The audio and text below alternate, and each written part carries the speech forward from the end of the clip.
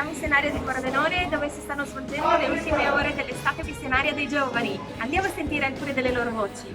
Nicola, ciao! Sei un giovane della comunità missionaria di Villaregia e bene, raccontaci cosa avete fatto in questi giorni. Allora, in questi giorni abbiamo fatto tante cose, abbiamo sistemato delle bici, mi sono fatto sopra le comunità, i vestiti e abbiamo comprato. Abbiamo fatto delle riunioni di preghiera, abbiamo portato le testimonianze, abbiamo ascoltato le persone che parlavano, abbiamo dato la Biblione. Cose, ma avete anche giocato questo tempo? Abbiamo anche giocato la sera, sì. Ah, benissimo.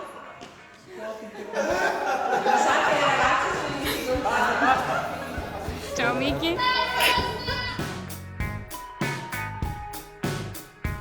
E andiamo a trovare un'altra giovane di Villaregia. Chiara, ciao! Ciao! Allora, tu dici, qual è stato il tuo momento più bello?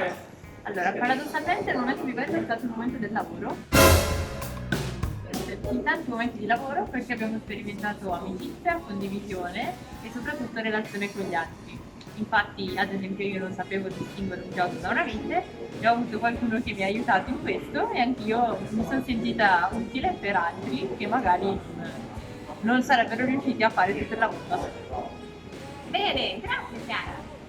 Silvia, vieni, anche lei è della comunità di Villaregia, ma i temi trattati quali sono stati? Allora, principalmente è stata la presenza di Dio in tutte le sue forme e dopo abbiamo parlato, abbiamo delineato le varie presenze che sono nel creato, tra di noi, comunque Dio negli altri, attraverso la lettura della sua parola, della Bibbia e del Vangelo e anche nell'Eucaristia. È interessante entrare in profondità di queste tematiche, conoscere molti dettagli e questo è stato molto interessante. Grazie. Andrea, vieni. Ciao a tutti.